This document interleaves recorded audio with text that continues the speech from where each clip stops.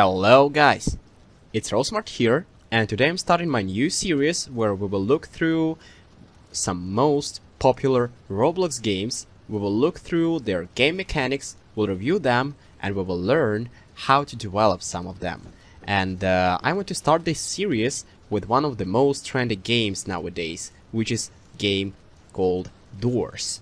And yeah, so I have just started the new game, and as you see, there is a cool mechanic that makes my camera kinda slightly shake when I'm in steady position, when I'm in idle position, and when I'm moving, this shaking becomes bigger. And also, the mouse here is like having pretty low sensitivity, and moreover, I have this fancy crosshair in the center. And if I look down, I see my whole body. And that's the exact mechanic I want to create today, and that I want to teach you how to create.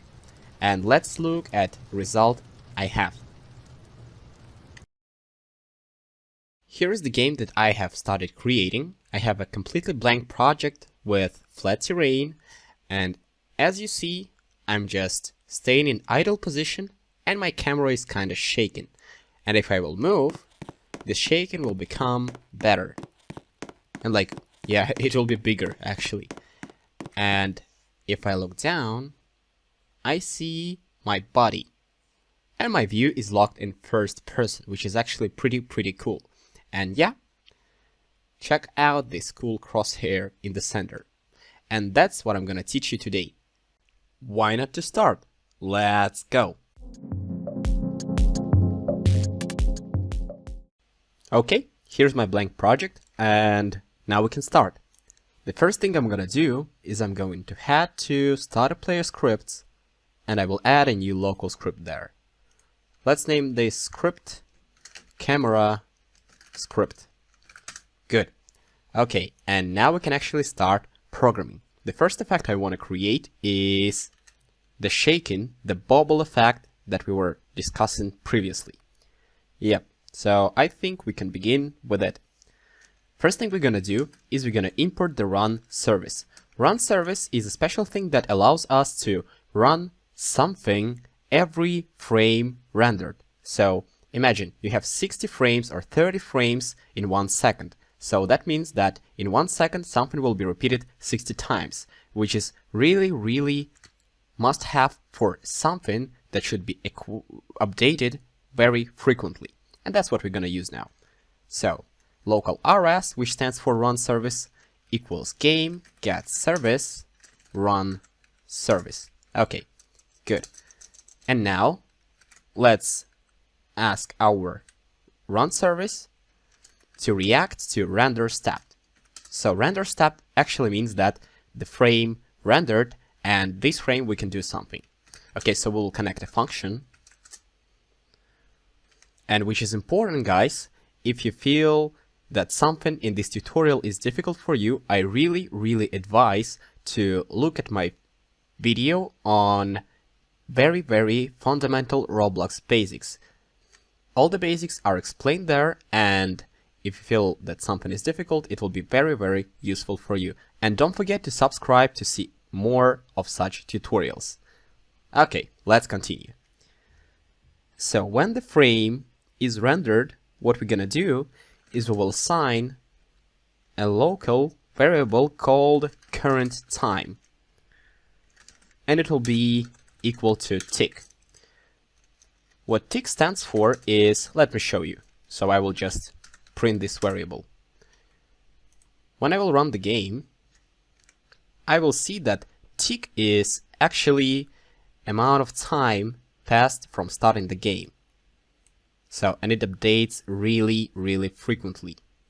So yeah, we use tick to count, to kind of like count the time that passed from the game start.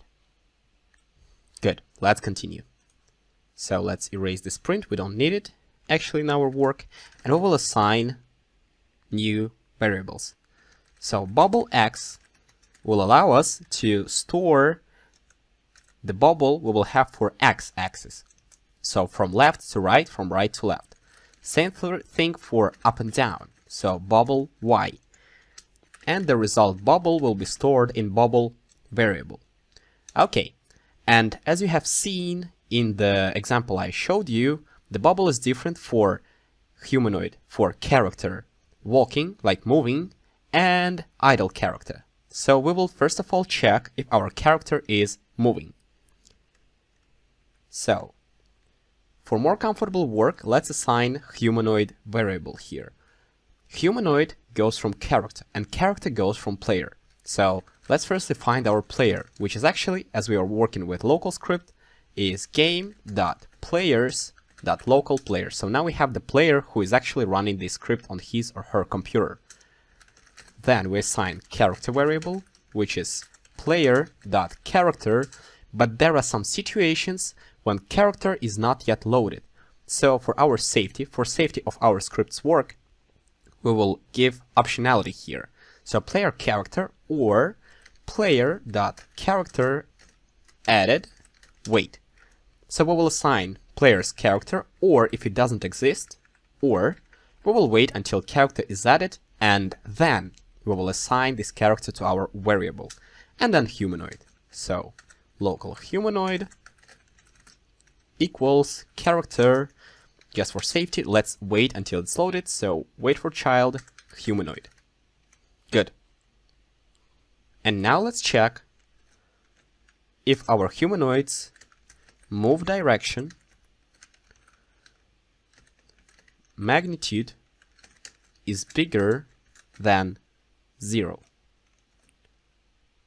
And if it's true, we'll do something. So actually it means that character is walking, or else we'll do another blobbing. So here character is not moving. If you don't know what I have just typed, it's just comments that we use to mark something for ourselves, to note something. Here it doesn't actually affect our script. That's just like help text for us. Okay, and what do I mean by this humanoid.moveDirection.magnitude? Let me show you. Let's run the game. So I have my character here. I can find it in workspace, and inside it I can find humanoid. So I was working with move direction property. Let's find it. Here is it. So move direction. I'm standing still, so it's 0, 0, 0. If I'm moving, the move direction changes. And actually, if I'm moving, this magnitude property of this vector3 value will be bigger than 0. And that's it. So actually, magnitude is the result of all these three numbers creating some kind of direction. So we are standing still and direction is 0. We are walking and our direction means something now. And it's bigger than 0, always. So, okay, if we are walking, it's bigger than 0. Now you know it. And we will have two different types of bobbling. If our humanoid is moving, then our bubble x will be equal to some math function. It will be equal to math cosinus current time multiplied by 10, and I was trying to get the best values possible, so in my case it's 0.4. Okay, and what does the thing actually mean? Let's take a look at what is actually math.cos. What does it stand for? So, here is the graph on Desmos, and what it actually shows us is the result of our cosine. It's a red line, depending on the horizontal line, which is actually our time. So, when time is 0, it's high. When time is a little bigger, it's going lower, and then upper and lower, upper and lower. So, it doesn't like become only higher if time becomes higher. It doesn't only become lower, but what it actually does, it changes up and down, up and down, up and down repeatedly. And that's the result we want to achieve. So, our final value will be repeating up and repeating down, one after another. And that's cool. That's how we can use math function here. And in the formula that I'm providing, this 10 is actually speed. And then we multiply it by some number, and this number actually stands for the distance of bobbling. So how far from the center will we go? How effective will this cosine be as a result? Yo guys, I'm just here to remind you that your likes, your comments, and your subscriptions is the best way to support the channel and the best motivation for me to make more videos. So please, if you like the video, don't forget to subscribe to the channel, leave a comment, and leave a like. Enjoy watching. So, actually, using this multiply by 10, we create some step. So how fast is going? And 0.4 is the distance, how effective this cosine is. Okay, I hope that's understandable. If no, then don't worry. It will require some math skills, some not really basic math skills, and if you feel that it's difficult for you, don't worry, you can just copy this formula and just modify the speed and the distance, and you will achieve the result you like, because you have two numbers that you can change to achieve your own custom result. Good. And now let's assign bubble y, which will be another math function, math.sin, S-I-N. And here the arguments will be the same, so current time multiply by 10. And distance will also be the same.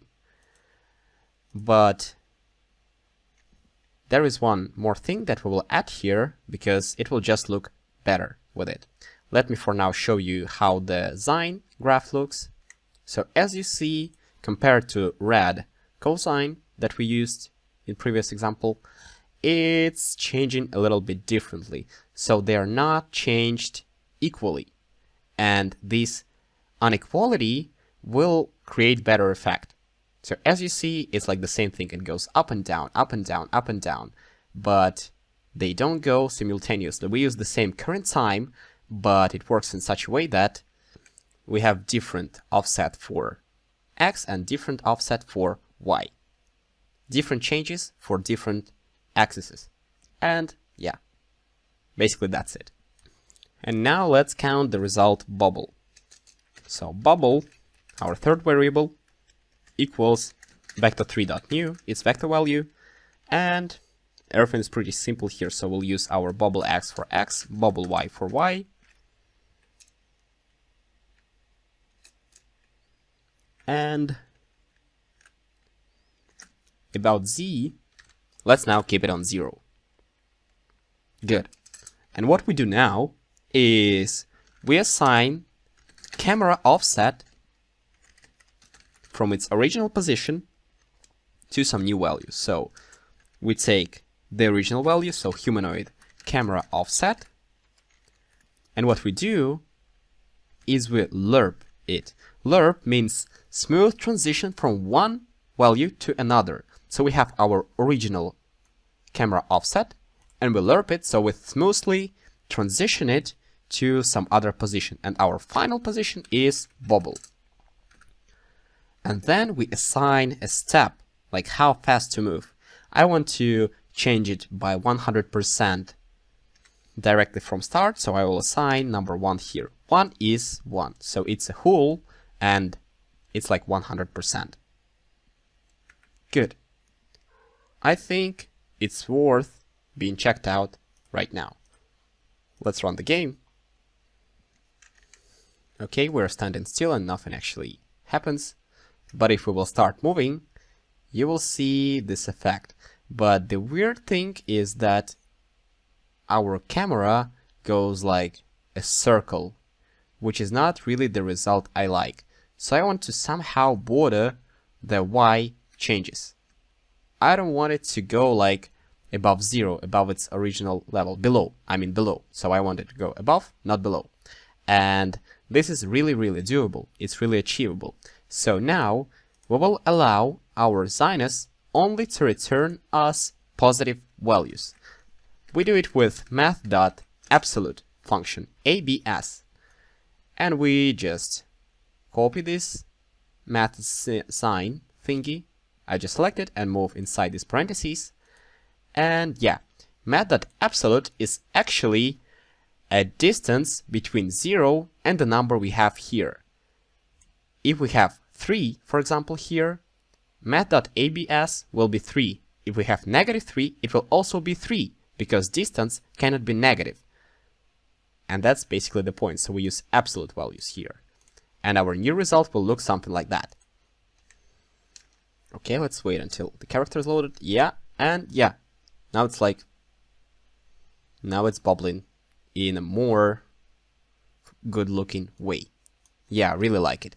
But if we stand still, we have no bubble. And I don't really like it, so let's change it. Okay, let's erase this comment. And we will assign a little different values for our bubble X and bubble Y. So in this case, I will have everything the same, but just with other values for speed and distance. So math.coast, current time, but this time we won't multiply it just by some number, we'll also multiply it by math.p. Math.p is actually a number that looks something like that, and like more numbers next to it. So our sine and cosine functions and all the trigonometry functions work really good with this math.p value, and that's what you need to remember, and that's what you need to know. It's just good to use it with trigonometrical functions, and that's why we use it here. So basically this one can be just changed with 3.14. Actually there are more numbers after that, but yeah. So to get the full number without remembering it by heart, we just use math.pi. And then multiply it by 0.3. So, and right after that, let's multiply it by some distance. Again, this value, this value, this value, this, and this can be customized by you as you wish. That's just the values that I have found most comfortable for me. You can find your own to create your own effect of bubbling that you will like more than mine effect. Feel free to change them. Feel free to experiment, because experimenting is actually the best way to learn something.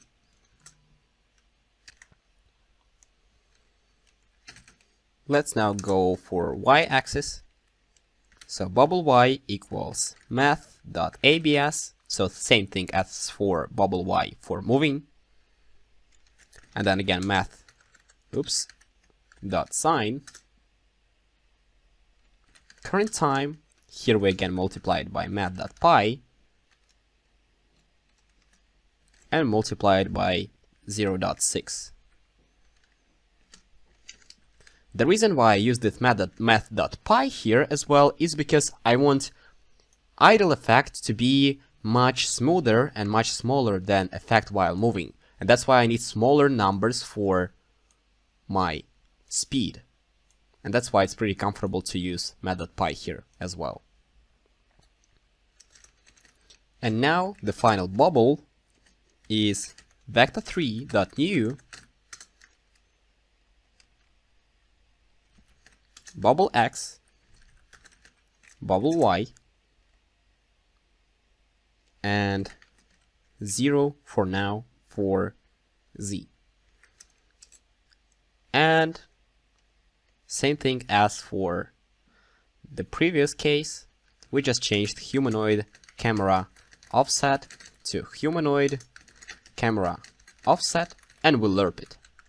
We'll lerp it to bubble, but this time I want to make it only by quarter of what I have as a result. So I can use 0.25, or if shorter, I can remove the 0. So just 0.25. So it's like whole transition divided by 4. That's what I'm gonna have. Because again, I want this effect to be much smoother, much smaller than this effect. Cool. I think we can check it out now. And yeah, my camera is bouncing here now. And if I will move, it will have different effect. So we are ready with our bobbling effect. And we can go to first person mode, because actually indoors game is first person mode. But there are two problems. First of all, I don't want my players to be able to switch to third person, because like first person looks better and more atmospheric for horror games. And if I'm in first person mode, I'm not able to see my body, which is not really realistic. So I think it was changing.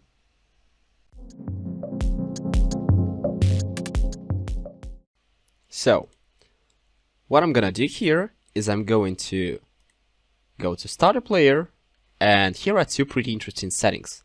Camera minimal zoom distance, which is the closest possible position to player, and camera max, which is the farthest position. And what we're gonna do is make them all minimum. So minimum possible value here is 0.5. So we'll have 0.5 for both, and our player will just be enabled to somehow switch to third person mode and zoom farther than 0.5. That's it. And another setting we're gonna use here is camera mode classic lock first person. And let's take a look at it. And boom. So as you see, I'm moving my camera, and however I use my mouse wheel, I'm not able to zoom in or zoom out. I'm just locked in this first person mode. And I'm walking, I see this bubble effect. I'm standing, I see this bubble effect from first person, which is actually pretty cool.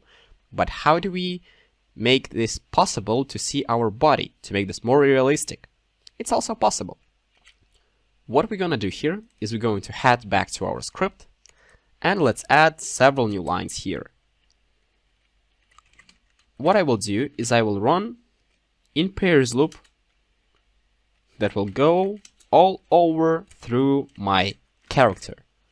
So I go to character, get descendants, do. So what this basically does, it opens up our character and its child objects and child objects of these child objects. So we have all the objects parented to our character and parented to objects inside it. So we'll have everything that is inside character. And as our body consists of parts or mesh parts, we're gonna firstly check if the object we are currently working on is a part, so V is a part, or V is a mesh part. And then we'll do something. So yeah, this for loop will go and go and go with and work with each object inside this get descendants thingy. And V, each time the loop repeats, will be equal to some object inside our character. So we check if it's a part or a mesh part. Then we check if it's not the head of our character. So V name doesn't equal head, because we don't want to do anything with our head. It should be invisible, because like it will prevent us from normally looking from first person view. And if we're sure that it's a part or a mesh part, and if it's not our head, what we're gonna do is we will set our V dot local transparency modifier. We'll set it to 0, because 0 is 0 transparent, so it's completely visible. And let's, for our safety, make an event. So this event will react and connect a function if this local transparency modifier was somehow changed. If it was changed, we will change it back to 0.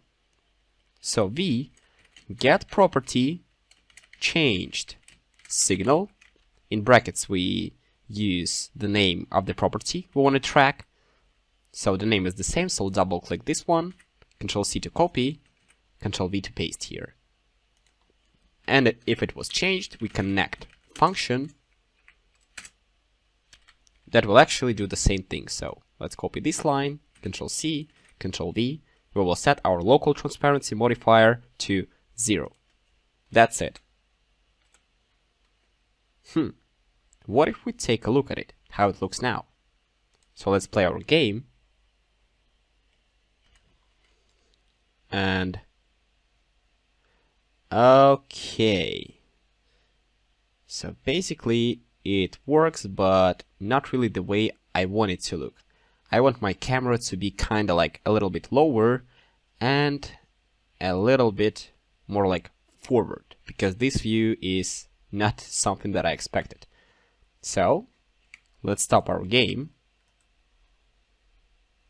Let's head to our Bobbling script where we are setting the camera offset, and what we're gonna do is to our final bubble, let's change one parameter. Instead of 0 by Z, let's have -2, which will actually lead our camera more like forward. And in bubble Y, let's use -0.75. So let's reduce the height a little bit. And here as well, -0.75. Let's play the game. And now, if we look down, it's completely different thing. So we're able to move, to jump, and everything will look fine. And that's the result I really want to see in my game. Cool. I see my hands, legs, my body. I'm able to look, and I'm looking from pretty realistic first person. Great, let's go on. Actually, everything seems fine now, but the only thing I don't really like is that player in the beginning is able to pretty freely use their mouse. Let's check it out. So, as you see, I'm using my mouse as I want, and only after I right-click it, it's locked. And like, it's not really locked, I can see a little like movement for my mouse cursor. And I want to get rid of it. So I want to lock my mouse to the center. Let's do it.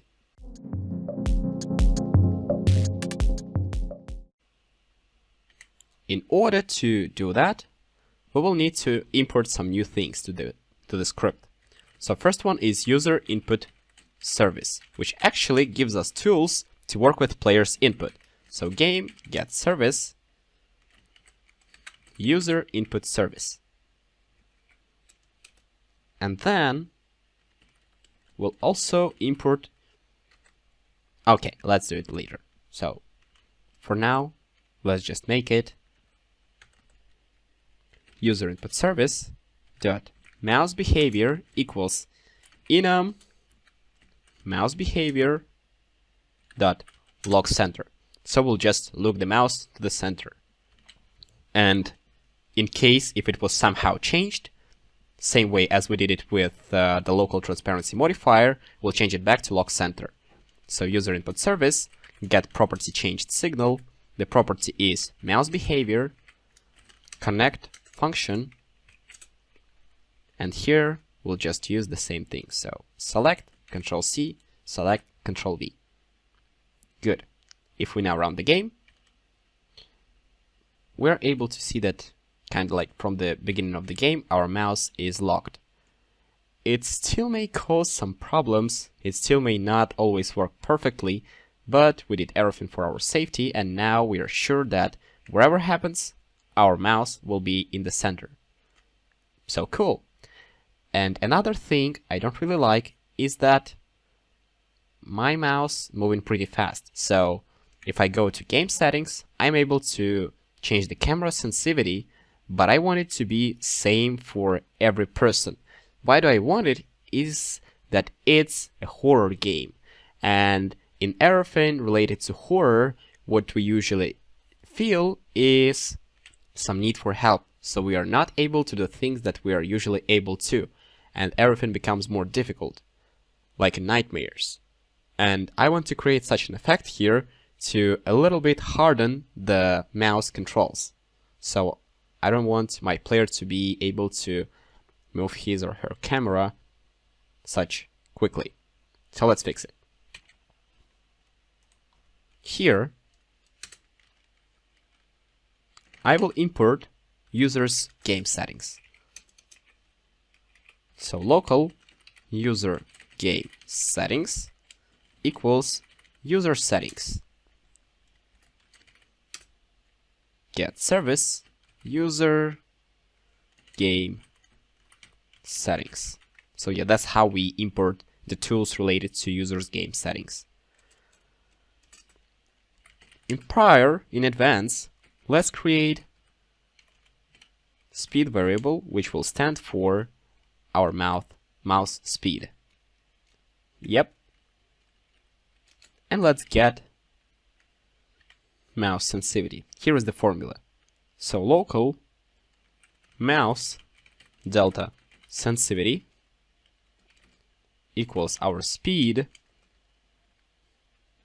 divided by user game settings dot mouse sensitivity. And for our user input service, let's assign mouse delta sensitivity equal to mouse delta sensitivity.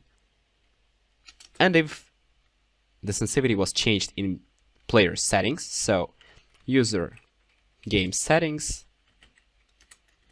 get property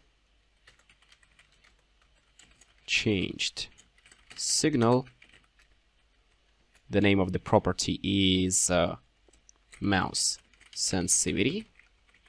If it happens, what we do is we connect a function, and this function basically does the same thing as here. So we just assign our mouse delta sensitivity to our constant value. And just for sure, let's recount it every time it's changed. So yeah, speed divided by sensitivity we have here. Good, so now it will be more difficult to control our mouse. Let's run the game. Okay, yeah, I made a mistake. So, mouse sensitivity is not a valid member of user game settings. It's on line 12. So yeah, sensitivity, that's the mistake. Sensitivity, let's copy it and let's paste it here as well. So, if we play our game now, we shouldn't have any errors. Of course, after we also fix it here. Sensitivity. So, sensitivity. Yeah, okay, should be right. Okay, save. And run the game again. Okay, no errors. And now I feel that it's more difficult for me to move my mouse. Yeah. Okay, good. So we are mostly done. And everything we need to finish up now is changing our cursor, which will also require some time. But it's not difficult, believe me. You'll make it.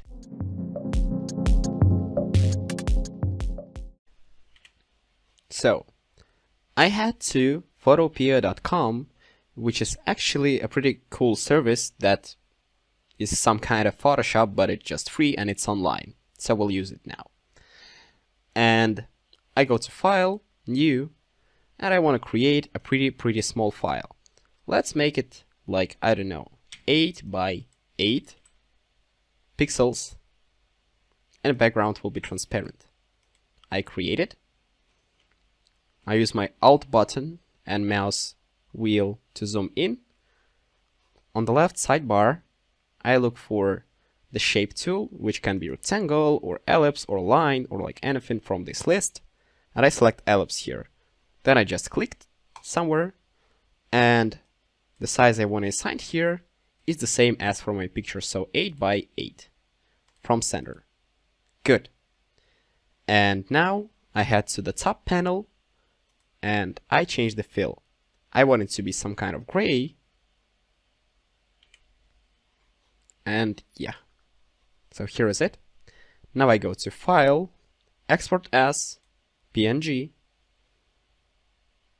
Then I press Save and save it somewhere on my computer. In Roblox, I will have to save my game to have possibility to work with external assets. So the name will be Doors Clone. Let's make it only for computer.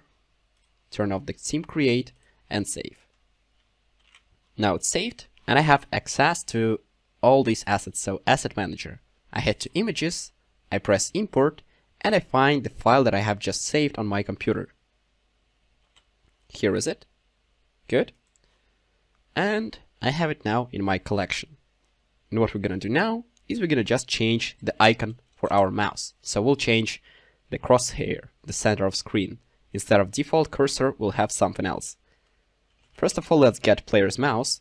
So local mouse equals player, get mouse, and now just mouse dot icon equals quotations, and we copy this ID and paste it here.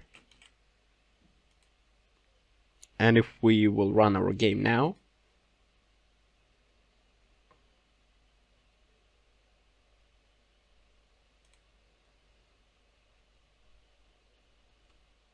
after everything is loaded, I'm able to see that I have the crosshair I have just imported here.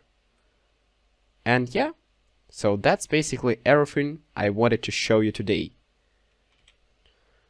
This script may be pretty difficult, but still, if you have any difficulties, then feel free to watch my fundamentals tutorial. If you have any exact questions, feel free to ask them in comments. And which is very important, if you like the video, please push a like button and subscribe to the channel, because your support is the biggest reward for me. And if you have any requests for future videos and you want to see some other mechanics from some other games, or you want to see more mechanics from the Doors game, feel free to write it down. And thank you for watching, and see you next time. My name is Rosmart, and bye bye.